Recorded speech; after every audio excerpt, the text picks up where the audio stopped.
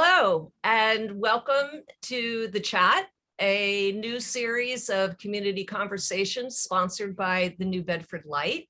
I am Barbara Rossner. I am the founding editor of The Light, which I think most of you probably know is a nonprofit, free, nonpartisan digital news outlet.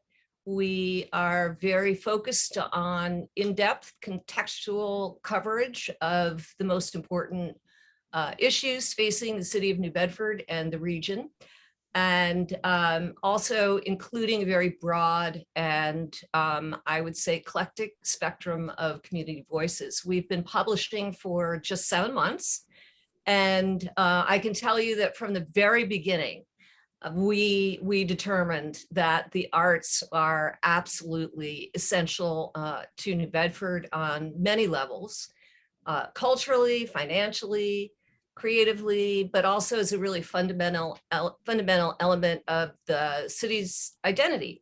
As I said, New Bedford, as we know, is incredibly eclectic, richly diverse place, and the arts literally reflect that in a very vivid and I would say authentic way.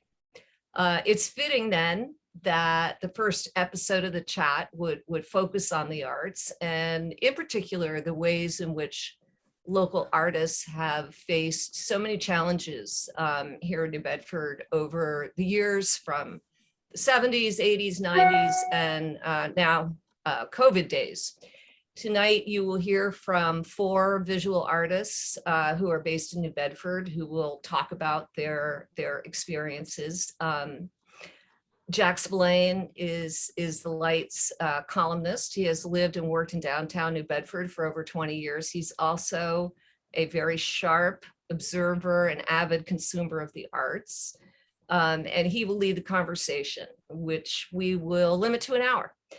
I'm going to turn things over to Jack, but and he will introduce our guests and get the chat rolling. But before I do, I just want to say a very special thank you to a very special person who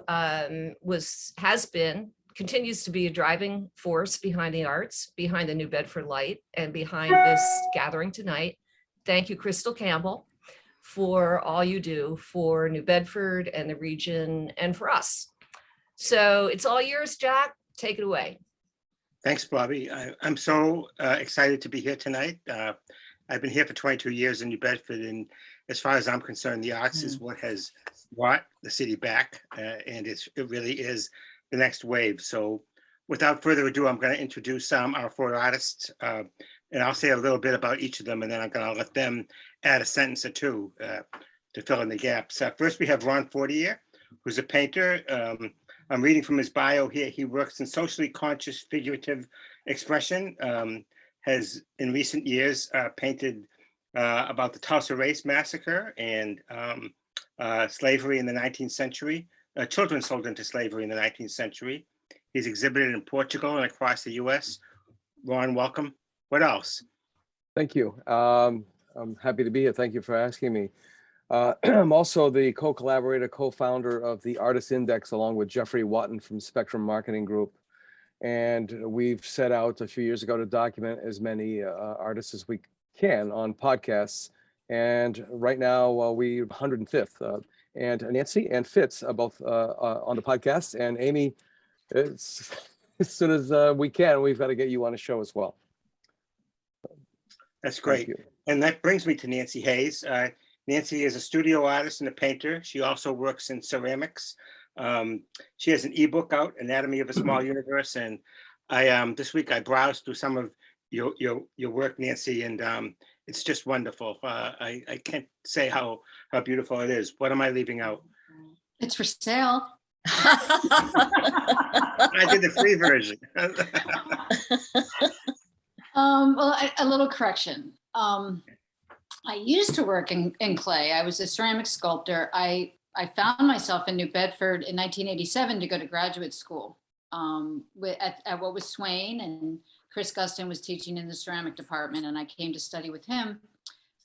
But I turned to painting maybe a little over 10 years ago, and I haven't touched clay since. So I was a ceramic sculptor for over 25 years, and now I found my love through painting. So I guess I'm a painter. And a good painter at that. We also have Fitzcarmel LaMarre. I hope I'm pronouncing your name right, Fitz. I have to say, Fitz has coined the term that I think is just so illustrative of the dichotomy of the way people feel about New Bedford, over the last few years. He's a creative youth program coordinator, a creator of the graphic novel New Bedford, and graphic designer, self-taught painter. What else, Fitz? I have several projects kind of out there that are going to be coming into the light, like the Frederick Douglass mural at the Alma Del Mar School. Completed that one not too long ago. They had an open call for it, so that was pretty cool. And then Play Arcade, going to be doing some stuff in there. I'm working with our sister school and Friends Academy, launching another series of the Survivor series that's attached to the New Bedford graphic novel, where I show kids basically how to make a graphic novel or comics with the skills of photography, everything I use, gesture drawing, models, creative writing, the whole nine. So I'm out there. All righty. And rounding out our foursome, we have Amy Schusser, who is a teacher and artist. She has been working recently at Global Learning Charter Public School, teaching 5th through 12th grade, been there since 1999, has been here in New Bedford since 1999, has helped set up the clay studios and the original artworks, was the artist in residence there for a while. What have I left out, Nancy? Yes, well, thank you for inviting me also to join this panel. Amy. I moved in 1999, so as similar as you, I've been here for 22 years. So I have seen New Bedford really grow and change, especially in the arts, which I'm very happy to be part of. I started the ceramic studio at Artworks in 2000, and I taught there from, I can't remember the date, but I think till 2015, when then Artworks moved out of the building and joined New Bedford Art Museum. And at that same time, or just a few years prior to that, in 2012, I became a full-time teacher, public school teacher at Global Learning Charter Public School, teaching 5th through 12th grade art.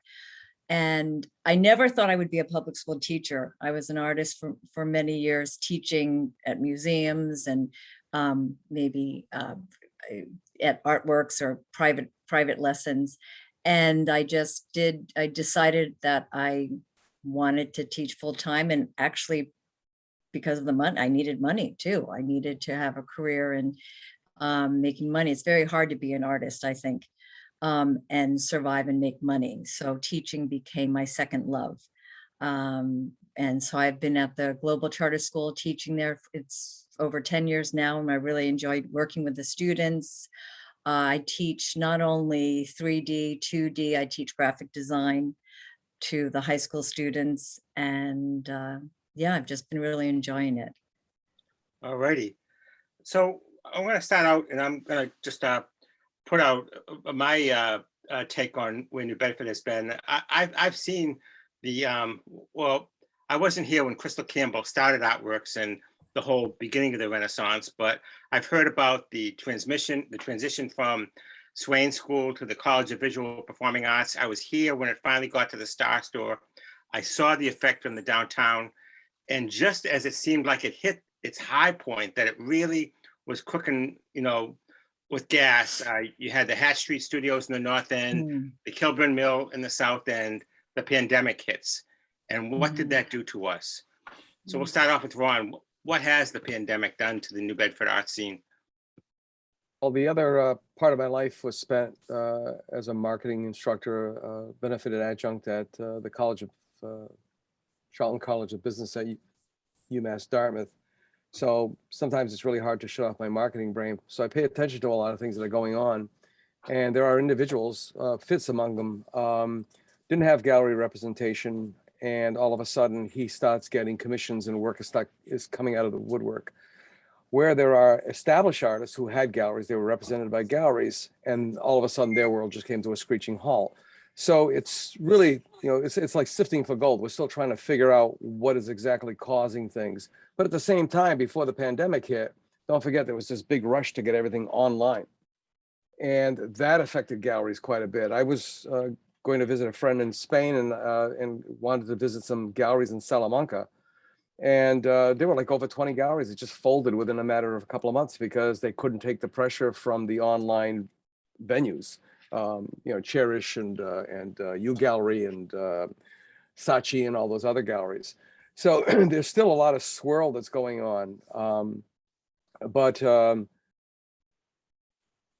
pandemic has also brought its gifts. Some of them are hidden. We're just starting to understand what some of those gifts are, and we'll see what happens from here. Fitz, you were saying the other day that you actually had more work during the pandemic. Tell me about that. How did that happen? I think, well, it's kind of what I always asked for, was just a little bit of time. Just a little bit of time. I just need to figure it out. Just need a little bit of time. I always felt like I was in survival mode and hustling.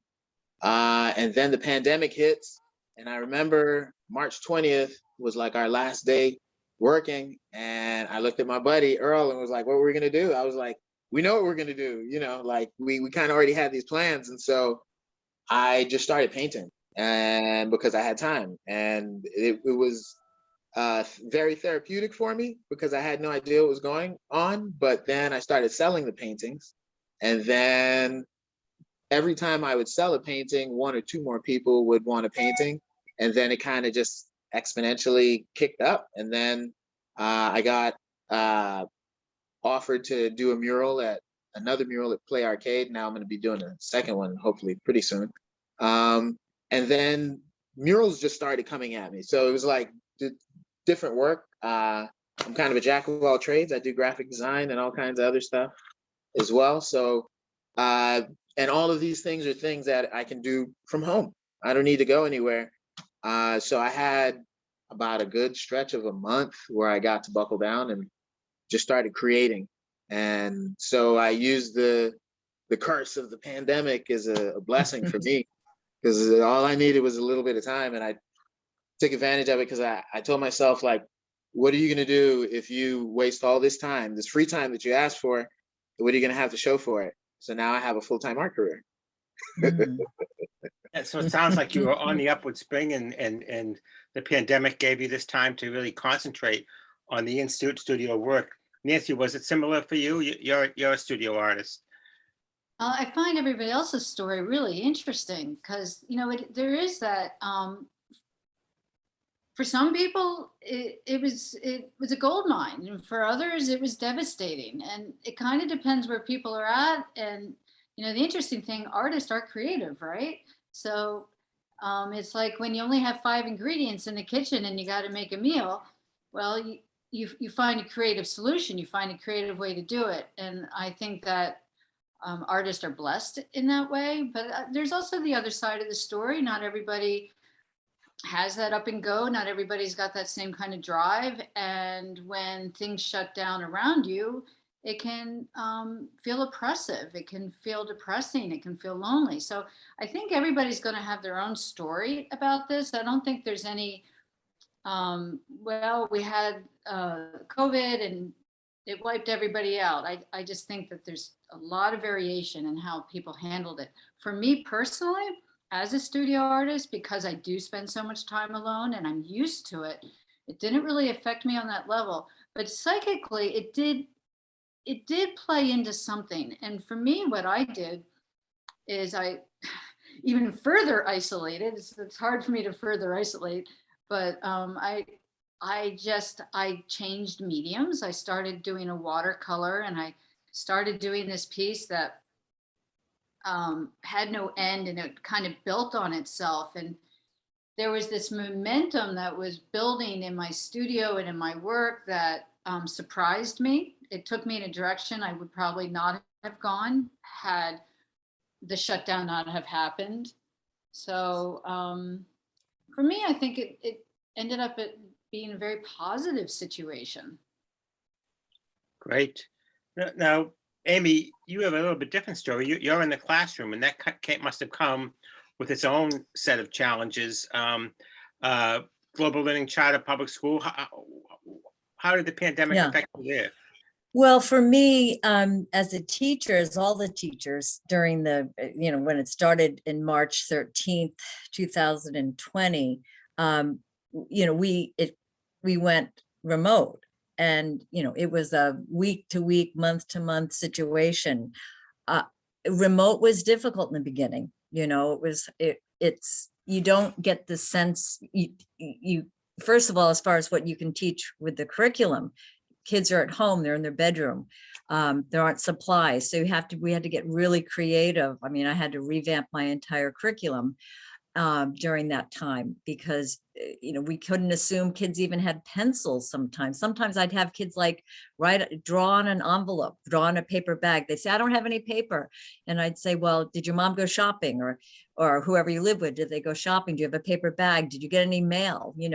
And draw on an envelope or on paper bag. So I did get really creative, as did the kids, as far as how to work making art. Now, academically, that's a whole nother situation, but as an artist and an art teacher, how do you have kids make art when they don't have supplies?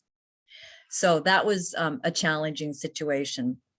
We did do some things where I'd go in and I'd make packets of art supplies for the students in big plastic Ziploc bags. And, I would get colored pencils and erasers and paper and, markers and things like that, so they can have at least something to work with.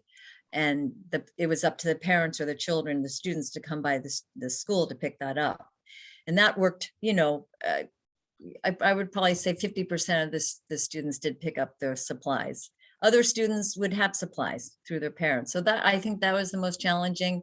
I think the thing that's so interesting too with being on Zoom and with the whole country, I mean, being on Zoom as an educational system, there were a lot of resources to be had. Google Classroom started. There's so many videos.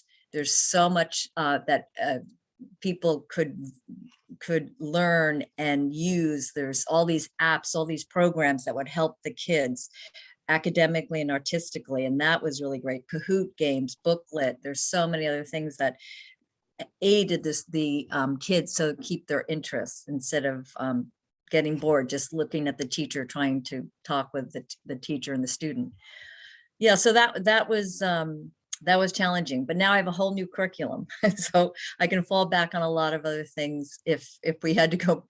Hopefully we won't have to go back to remote. I don't think that's going to happen at all. I don't think it really is helpful to the students. I think we just have to sort of brave through, be safe in the school, and it's a new world. See what happens.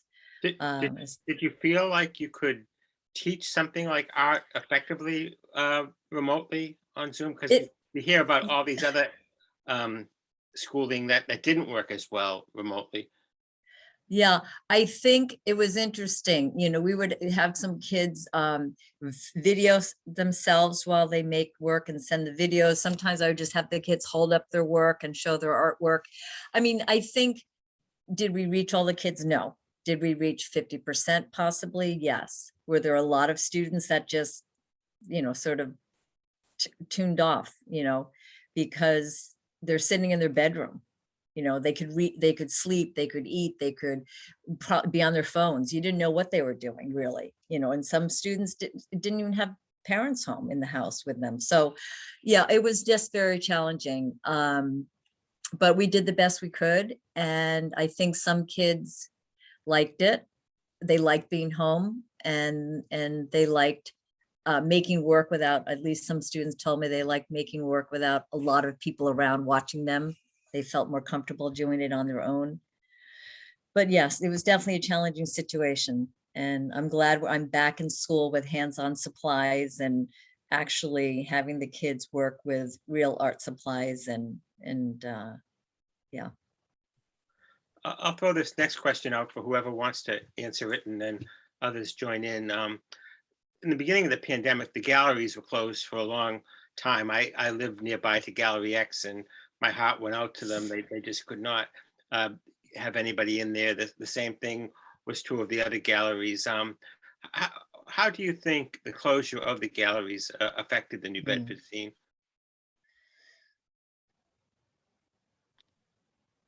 Don't all talk at once. Yeah. I was trying to use my little hand raising tool that Except the teacher isn't clued into it. Go ahead, Nancy. You know, I can't speak specifically to New Bedford. I was in a show in the museum when COVID hit, and that was just disappointing. You know, it's just like, here you are, you put some work up, nobody's going to see it. We went and picked it up so many months later, and the museum had been closed basically the whole time. So that was tough. And I think for a lot of artists who do work at home and work on their own, getting out and seeing other people is really important. So, you know, those gallery openings, you know, people might think all you do is eat food and chit chat, but you eat food and chit chat, and it's a good thing. It's you're exchanging ideas with other people, you're getting out of your studio, you're seeing work in a different space, and all of that is very valuable to the a working artist who's basically works in their studio all day. And so that kind of thing can lead to, again, being further isolated. It can lead to depression. It can be hard on people, and as far as work and, you know, approaching galleries and all that, I mean, you just had to let go. It's like, if you're looking at your career and trying to get a gallery, well, during COVID wasn't the time to do it.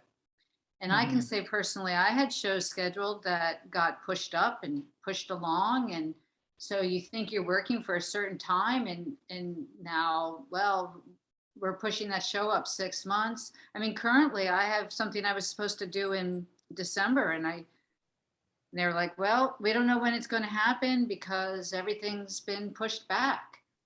So it's definitely definitely had to make adjustments. I was hired to be the program coordinator at the Dartmouth Cultural Center. Within 3 days, COVID hit. So talk about hitting the ground running. Now, okay, there's a huge learning curve. Part of the learning curve is, did we have the technology? The technology that we had, we probably wanted to make it better than what it could actually do. People didn't like virtual, and it just went on and on. Also, trying to get the educational program rolling was brutal. We had the 30-somethings who basically said, look, my house is full of kids now. I have no time to myself. I could teach a class online, but I can't. You know, barking dogs, screaming kids. So there was a lot of challenges in the very, very beginning. But artists are trained to solve problems, but we're also taught that the moment you solve one problem, you've created another problem. There's no such thing as an end game. It just keeps on going. But the other part of our training is that we're taught to see patterns and trends. So not only were you dealing in the moment, but you're trying to figure out, okay, if this goes on any longer, what am I going to do when we get to this point? So you just have to keep adjusting and adjusting and adjusting and adjusting. And there's also another interesting thing is you think with all this technology, you think that a majority of the population, especially artists, would be tech savvy. No. It's endemic to the community. I remember speaking to a couple of people at Hatch Street and asking them, you know, why did they decide to get a studio in Hatch Street just before Kilburn came online? And they said, well, you know, I've isolated in my studio. The I word was isolated. And I came to Hatch Street and I'm even more isolated. Why? Because everybody else is isolated in their studios and they don't have time to chit chat. They're there to work. It's, you know, we just traded one space in isolation for another space in isolation, and it's just the way it goes. As far as selling work, has it been any better the second year, Ron? The second year with I think we pretty much, our calluses have developed, so to speak. We know where, you know, it's like if you've ever worn glasses or whatever, you know that you can get through your house pretty much in the dark when most people can't, because you know where all the places are you're going to stub your toes. So that's pretty much the same thing with COVID. You pretty much know where all the areas are that you're going to stub your toe. But they just keep throwing another variant, just as soon as you think you're out of the woods, another one comes along. So it's trying to do something with nothing. When Amy was speaking about doing something with nothing, Audrey Hepburn popped into my head in her role as Sabrina, that May-December romance with Humphrey Bogart being the family. This is the rich girl, Sabrina, the family chauffeur who had an apartment over the garage, and they start to form this relationship.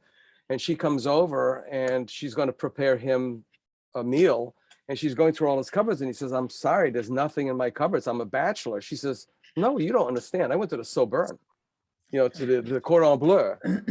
We were taught to make anything with nothing." And that always stayed in my head. And that's exactly what we're trying to do. Mhm. Mhm. When folks were isolated, did anybody have trouble keeping themselves inspired or self-starting because you weren't seeing people? Fitz, was that a problem for you at all? I had a all right, so now we're gonna get into the kind of more me. I have this great list on Netflix that I've been dying to get to. So while I'm painting, I would play these movies that I've been wanting to get to, and it was great. And then I would just watch anything at a certain point, because then you get through a lot of your list, which I know I spent a lot of time surfing on Netflix to figure out something. So now I finally get to watch them and paint at the same time. So I'm okay with being alone, and I'm kind of I'm a social hermit is kind of what I am. So I go to places by myself. I know a gang of people there. We'll talk. We'll have a good time, and then I just go home. Boop. And now I've had my limit. Now I'm good. So having all that time, yeah, and music too. I have gigs of music, so inspiration was good. And also there's a network that formed through Facebook Messenger and just chats between friends and other artists that I would stay in contact with. So I think, as everyone's talking about being adaptive, that was something that we realized we had, and that we, just because we weren't in each other's faces, we could still hit up a video chat with like 8 guys on it, and we're all just being stupid and silly. But that helped, that kind of that network need that Nancy was talking about, that becomes missing once the galleries are all closed and everything like that. That we were still able to like still be social, still cheer each other on, kind of while we were doing it. So there was, and then I still have a lot of those friends that we still talk. So it was like a support group, and I'm sure other people have kind of the same thing, because I live by myself, so I don't have like the barking dog and the kids and stuff like that going on. So it's kind of peaceful for me. It's just like another day in the pandemic. I have a question to pose. What do you all think of Instagram in terms of a growing app for artists to showcase their work? I mean, I think I don't personally do that. But I know there's a lot of artists that use Instagram to show their work. Just curious if there's any. I use a lot of social Nancy, media. or if you use Instagram. Instagram, yes. Not as much, but I definitely do. Facebook I have more followers or friends on there. But I was even talking to Allison Wells, who was Yeah. she has her own studio, and gallery. And during the pandemic, she jumped on TikTok and has Yes. actually been doing very well. Yeah. That she told me she's selling work. Like, people contact her, and she makes these really cool videos with her interacting with her artwork, and not all of it is her like making the art, but having fun, or and using the trends and stuff. And Yeah. she's built up some support through that. So that I think that's it's a virtual, so she's getting a virtual audience that Mhm. is getting to know her work, and yeah, so I think that's a good a thing. paying virtual audience, though. That's usually, we can get an audience, but when you can turn it into the dollar, that's where she got my attention. Hmm. So yeah, I think social media and finding your niche helps. That What for about me. financially? Yeah. I've given it a shot, and it's not because of age, because I remember I actually used to teach courses in this when it first came out, and everything I taught is like ancient. It doesn't even apply anymore. I mean, sociability is sociability, regardless of how you do it, at a cafe, a coffee shop, in your living room, wherever. But one of the things that a bunch of us from our BFA class of 75, we still get together. We're a bunch of old farts, but we still get together. We're still painting. And one of the things that we used to complain about just a few years ago was, gee, 15% of my time is like, marketing my work, and it's really getting annoying. And then we'd get together, because we get together every quarter, and it's like, wow, 50% of my time is spent, marketing myself and blah, blah, blah, blah. Now it's gotten to the point where it's almost totally reversed. 85% of our time is spent marketing ourselves. The return on investment is I'm getting older. I don't want another learning curve. I don't want to do that. I want to paint. So my new mantra now is to survive and to thrive. First, you've got to survive. I'm willing to find a partner gallery, a gallery to represent me. I'm so beneficent, right? But I'll give them 60%. So I can stay at my easel all day long and paint, and they can worry about the publicity, photographs, the social media, all the other stuff. I really don't care. And I'm thinking that perhaps as we go through this, we're going to see live galleries come back again. And it's going to be interesting to see. What about financially? Has it been a tough time, the pandemic, for you guys to sell your work, to make ends meet, or if not for yourself, for other artists that you know? I've sold work, and that's been good. But one of the things that has been interesting is the hidden money. I've been speaking to younger people with children, and they couldn't figure out where one of them had to, was laid off or had to quit because the kids were home and they couldn't be left alone. And they couldn't figure out, they were scratching their head at the end of the month saying, how is it possible that we have this much money left over? And then they figured it out. It's really, really simple. They were going to work to pay other people to watch their children and other people to watch their pets. And then they had that second car, the insurance, the gasoline, the frustration of the commute. And they're doing very well, thank you very much, as they've replied. The less is actually very much more. And some of them were dreading to go back when they were called back to work. They said, no, I'm fine working from home. It's really, really nice. So we're going to see this shift is going to be continuing as we move forward. Nancy, what about you? Financial issues? Has it? Well, Yeah. I'm blessed that I don't live on the income of my art. If I did, I'd be living under a bridge. So I'd be lucky to get a spot under a bridge. So I'm very fortunate that I get to make art, and I get to do it on a full time, and I don't stress out about having to make a living at it. So, it's interesting. I always say, you're going to try as hard as hungry as you are, and that the more hungry, the more you're going to try to sell your work.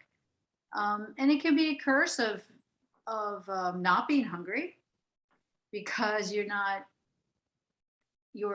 living to sell your work, and it does change the way you approach your art. Now, I'm very, very fortunate because I get to approach my art from a very interior place, a place that feeds my soul. It feeds my soul. It would be nice if it fed other people's soul and they would exchange money for it. So, I do get to sell things from time to time, and it does feel very good. And it's, I feel like when I do exchange that almighty dollar for something that I've done, I feel like my work is going out in the world, and it's like letting go of your kids, and they'll speak up and be their own autonomous beings away from me once they're done. So that, I guess that answers your question. Crystal Campbell has sent in a question. Are there any federal or state programs that are helping artists get through this time? We know that there are all kinds of programs out there. Has anybody encountered anything that's helping people? I know they exist. You can look them up. I know the local cultural council was giving out different things for artists who were affected. As long as the twist for me was you have to have filed your taxes as an artist, and then you have access to the funds. But because I only became an artist in 2020, I wasn't able to qualify for that because I was doing drywalling and interior reconstruction and stuff like that. So I had to learn how to make more money, basically, because there was, certain, and then even the money that they were giving out, that got held up for a long time for me. It didn't happen right away. For whatever reason, it got held up for several months. And so I just had to, and for me, it's been brachiating, like feast or famine. I go real good, and it's like everybody's coming through, and then it's like, ooh, a low point. What am I gonna do? I'm floating in the air, and then I catch another vine, and then we're good. Or I'm trying to be more like Spider-Man, where I can shoot my own and kind of make my way that way. But we're getting there. We're getting closer. But the financial part is still very tricky because, like Ron was saying, I do all the I do everything. There's my graphic design. I do everything. It's not that other people are busy and they're doing other stuff. I kind of have trust issues, but like I try to do all my own stuff. So that takes up a lot of time. So I've had to cut back on certain things as far as marketing and whatnot. But the financial part is, but at least I'm working on my own thing at the end of the day. And it's led me to having to investigate other things like NFTs and whatnot.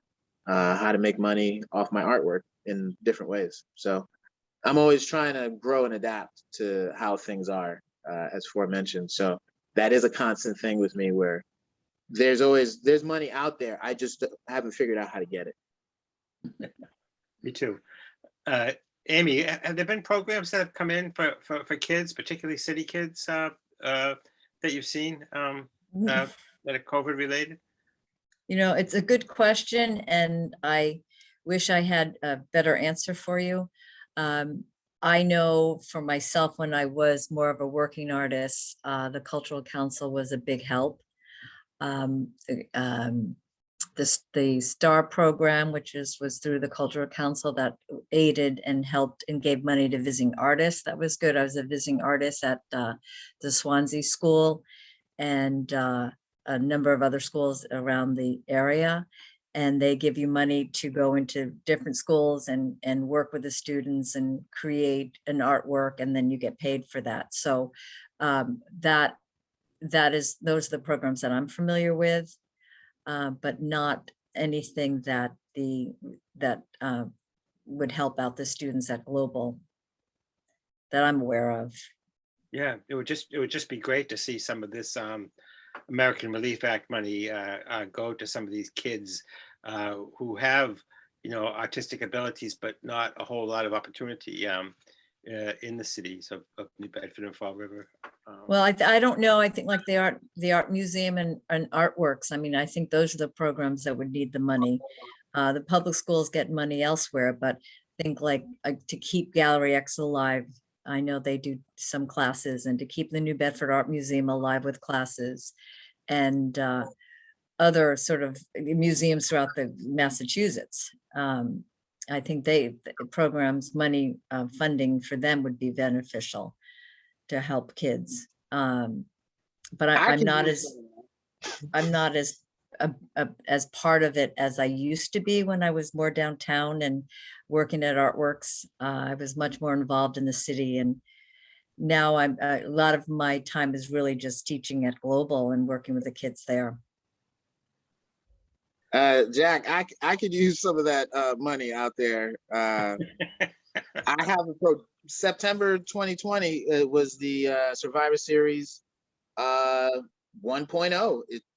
We teamed up with Third Eye Unlimited, and I think Mayor Montigny's Montigny's office pitched in some money, and there was I taught some kids at the New Bedford Housing Authority's Blue Meadows property, and we had 10 kids, everything under COVID guidelines, hand sanitizer, masks on, and everything. So I have programming, but getting it funded is the difficult part, and that's where we get into the other aspect of I write grants, and so trying to fund your own programming and fundraise and all that other stuff, that's a whole nother leg of what I do as an artist. Like, not everybody does everything that I do. I have my hands in like a lot of different places, but that's where, you know, funding hinges on a lot of this stuff, where I'm trying to not have to rely on that kind of funding, because, you know, you get it sometimes, you don't. It dries up, the amounts are always different. So it's hard to, you know, necessarily rely on that kind of stuff. But let's face it, we've all been in survival mode since the day we picked up a brush and decided this is what we wanted to do. So the pandemic threw a whole set of, you know, threw a lot of broken glass under our bare feet, but it also gave us some padding as well that we didn't expect. And I think, you know, looking forward again, you know, putting my marketing hat back on, I mean, the city really needs to have a school, both junior and senior high school, which I guess they call junior high school now, middle school, but a middle and senior high, they need to have a visual and performing arts high school. There are so many kids that really need this direction. I think parents are finally, you know, part of the trend is like, look, whatever makes you happy, you'll find out how to make money. We all found out how to make money. And that was another thing, you know, okay, so if teaching is employment, so for people who think that teachers aren't working, you know, as artists, is erroneous. You're an artist who teaches, okay? But you also could be an artist who's working in food service. It's still taking away from your practice. So those things haven't changed at all. What the area needed before, during, and after COVID is a commercial gallery. We haven't had a standalone commercial gallery since Colo Colo closed down. And what a commercial gallery is exactly that. They're a for-profit business. They seek out artists to create partnerships with so that they can sell their work for you know, their commission. And the more work the artist sells, the better it is for the gallery, and vice versa. It's a symbiotic relationship. So those things are here, but COVID, you know, is taking the brunt of the blame for a lot of things. When, like I said, there are these hidden gems, these hidden gifts that it has brought forward to us. So I'm semi-retired. I say semi-retired because I'll never actually be retired.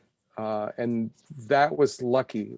It was good timing. So it's timing, time, and money.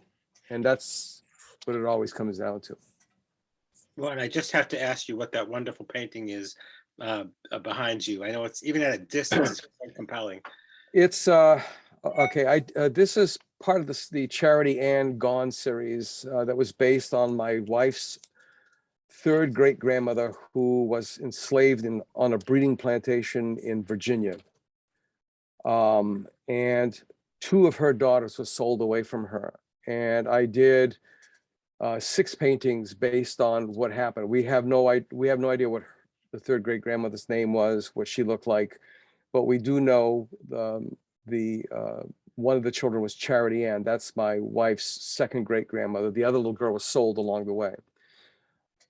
This is Thomas Jefferson Parker, and he is the youngest son of Charity Ann, one of the 2 little girls that was sold away. It's still a work in progress.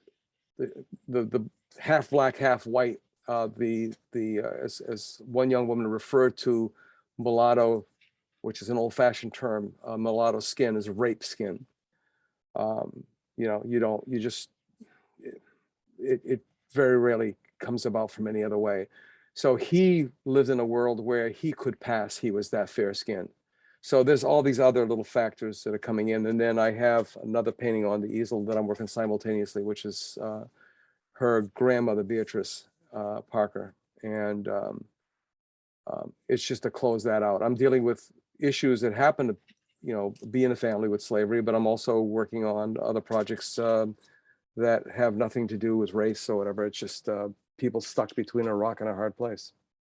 Thank you, Jack. It's just arresting, even from that distance. It looks wonderful. Thank We you. have a question from Jeannie Costa.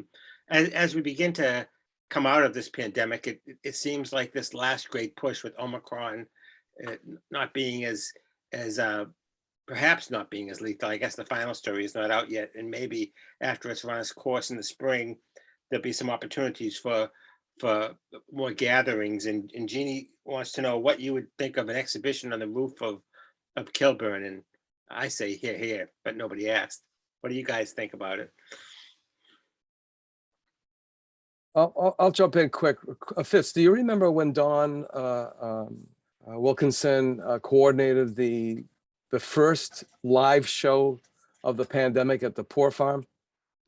Yes. Do you remember how we acted? Yeah, it's I'm always down for a good party. So It was like the first day of kindergarten. It was like tell you me- could see all tell these me adults about just that, going yeah. crazy. Yeah. yeah, I mean, any reason to, I think everybody's pretty thirsty for activities and different, venues to be able to be populated a lot easier.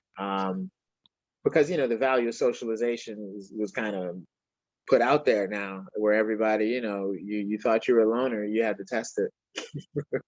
So yeah, I'm down. I'm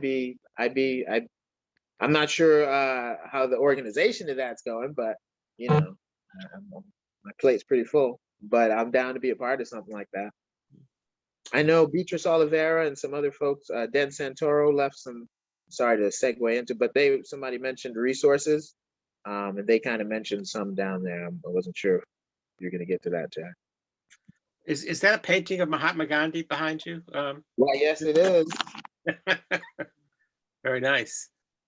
Yeah, that's one of my first paintings, actually. Yeah. One of 5 black and whites that I did 8 years ago when I decided to be a full-time, an artist traditionally, and now I'm finally full-time. So it took that long. Yeah. Great.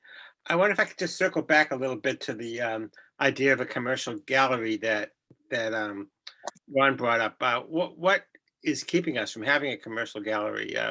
What would it take to do that besides an individual entrepreneur deciding that he or she wants to do it? Money. Yeah. Deep pockets. Yeah, it would have to be someone who doesn't have to worry about making a profit at this point. I think it's a hard time right now, to start a new business, especially an art business. But so it'd have to be someone who does not need this gallery as an income, at least. Just because I don't know. I think I don't know what happened to Coca-Cola. I don't know what happened to some of the galleries that were here earlier. If they folded because of financial reasons, I'm not sure. I know Judith Klein is still hanging in there. But that's a hybrid gallery, and Right. Den Santoro had the S&G. It was a platform gallery. So we get all into that, and I didn't mean to forget him, but the one that was the most visible because of Center Street and so on and so forth. But there's an old saying in the wine business: how do you make a small fortune going into the wine business? And the answer is you start off with a large one. Yeah. And I think we have to remember that you need an audience, and you need an audience that's willing to buy art, and it has to extend itself much farther than New Bedford. And so if somebody were to utilize maybe our less expensive spaces for rent, less expensive than Boston or New York for sure, but who had all the connections, because art is global. It's a global market. We're online now. We're not restricted by the four walls in which we show it. So for that brave person who wants to take on a wonderful, beautiful challenge of selling art and utilizing a small city that could really use that kind of energy, bring it on. Let's advertise New Bedford. It's a great place to be. But the reality is you need an audience. But once again, we're online. We don't have to be restricted by our location. So why not? That's a good question. We need somebody to come and invest. It just seems with all the energy that there is in the art scene down here, and and there are some very affluent suburbs of New Bedford, that there might be somebody, or even somebody who's not currently wealthy, who just has that entrepreneurial spirit that sees an opportunity, because it does seem that that's the next step. Allison's doing it in her gallery, which is great. She's a real influence for me. I love watching her, and I love watching her progress.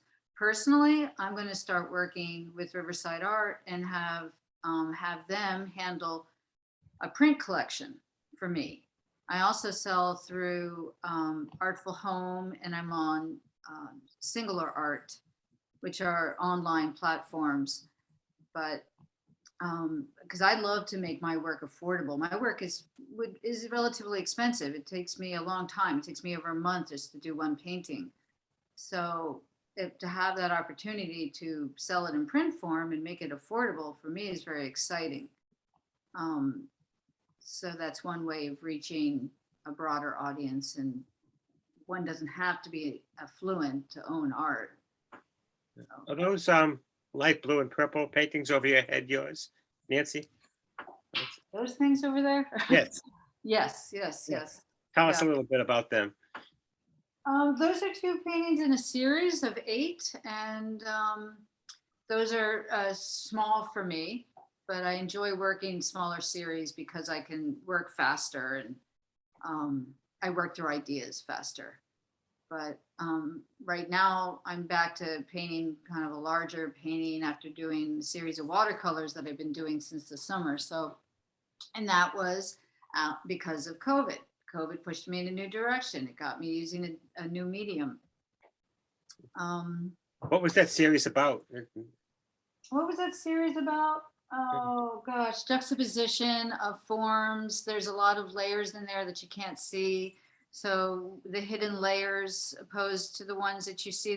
My work is always based on, you're going to see a certain sense of pattern, but the longer you see it, the deeper it's going to get, because there's a lot of there's things that are painted over other things. So it reveals itself in time. My work takes time to really take in.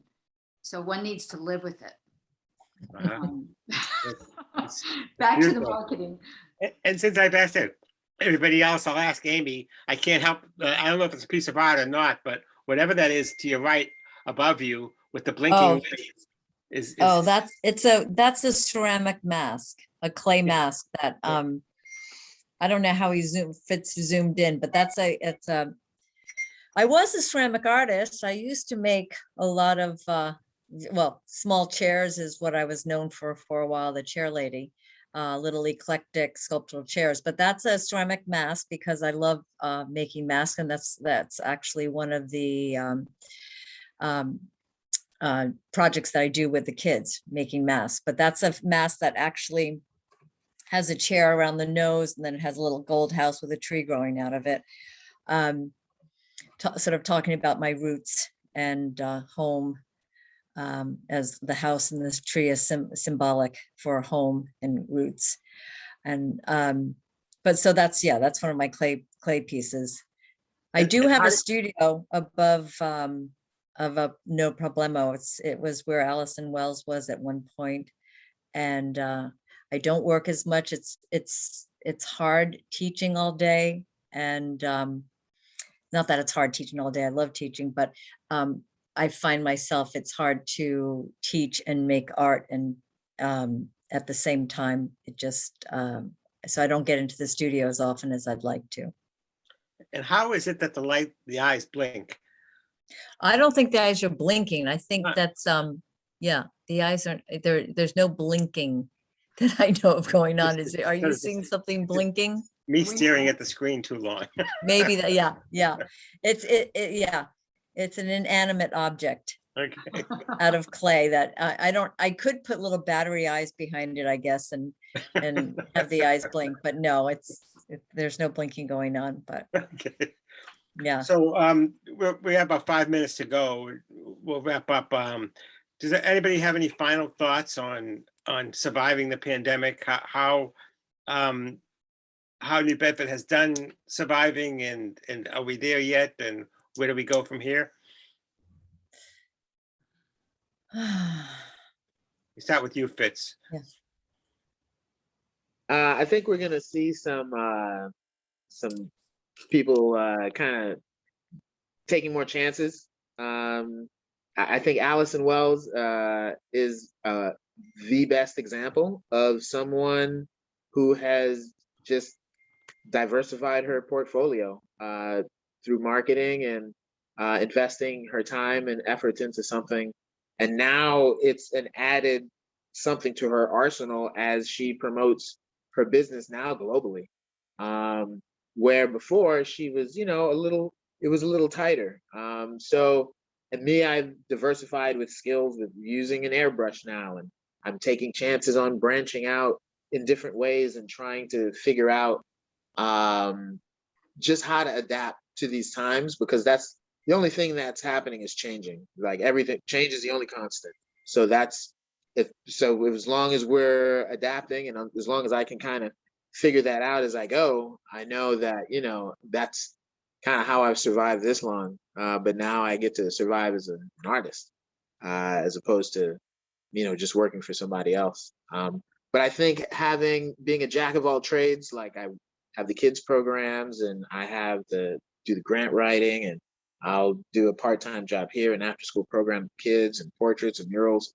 I think more artists are going to be doing more things like that, just to navigate around, because that way you don't have to say no to anything. That's kind of one of my things. Like somebody needs a flyer, yeah, I can do that. I can do whatever. Now I pick and choose, kind of what I'm doing. But some people are specialists, and then to me I'm scared to do that. I'm scared to stick into one thing. But I think figuring it out and doing something new and taking chances and getting out of that comfort zone, it's only paid off for me big time. And so now I think you have these examples of people doing it, and like Ron mentioned, we see what didn't work with all the stubbed toes. So now we're able to kind of move a little more comfortably into something different, because we have a few examples of folks who are kind of trying to get out there and making it and thriving, actually. So that's kind of my take on the future of the artist around here. And I'd like to say that I've had opportunities open up to me because of COVID. I'm involved with a group of women, the Feminist Futurists, and we're going to be having a show coming up. I would have never been involved with these people had it not been for COVID and for Zoom. I mean, via Zoom, I can get together with these people. We can start a collective. It's really, again, push come to shove, you put people's back to the corner, and they're going to find ways to get through it. So I think in a way, it's a positive push. Ron? There's an old Maine saying, you can't get there from here. And I think for far too long, we used to say that here in New Bedford. This is a city that lit the world, and we kept a bushel over it for a long time. I think we've seen a whole different thing. And I think the pandemic has actually re-energized the creative community more so than what it was 2 years ago. And timing is everything. There's no such thing as luck. It's all about timing. Amy? Yeah. Well, I think the arts will thrive as they have for thousands of years. And I think that the pandemic will metamorphose into something less, something that we might have to live with.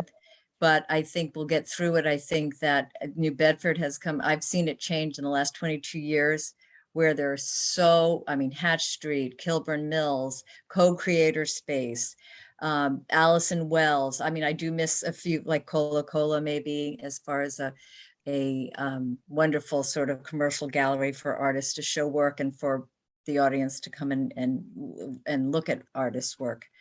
But I have no doubt that New Bedford will continue to thrive. I think it's a hard time now, but I see artists still sticking around and getting spaces and working and yeah, I think that the future is still positive and bright for the arts in New Bedford. I think we, like as Nancy said, we're a creative group, and we'll figure out how to survive and how to keep on making and selling and working and teaching our kids too. I think another thing as a teacher, even if kids are always saying, well, I'm never going to draw again, I'm never going to do that, but part of it is the creative process and learning how to problem solve. But the other part is educating people in the arts, in wanting to go to museums, wanting to go to galleries, understanding sculpture and painting and the artistic endeavor. And I think more kids who are involved with that, the better they'll be as adults. They don't have to become artists, but they can become the audience and a sophisticated, educated audience. So I think education in the arts will help in the future. The more people that are educated and want to go to galleries and museums and understand and look at art. Well, thank you all for doing this initial version of the New Bedford Light Chat. It's been a lot of fun. I promise to work out the problems with my phone next time around. And thank you again. I've enjoyed it tremendously. Yeah, I Thank just you. want to echo that. Thank you so much. It's been a fascinating conversation, and I didn't expect it to be quite so inspiring, but I wrote down adapt, take chances, and find the gift in the curse. And That's I great. think that is a pretty great takeaway from this conversation. Thank you, Jack, for stepping up and keeping the conversation really interesting. And my brain's just like churning with possibilities for what the New Bedford Light can do to continue to conspire with you all, to extend the arts in New Bedford and amplify them. And there are all kinds of possibilities, including a party on the roof of the Kilburn Mill, where, by the way, our new newsroom is located. Not on the roof, Nice. but we're on the second floor.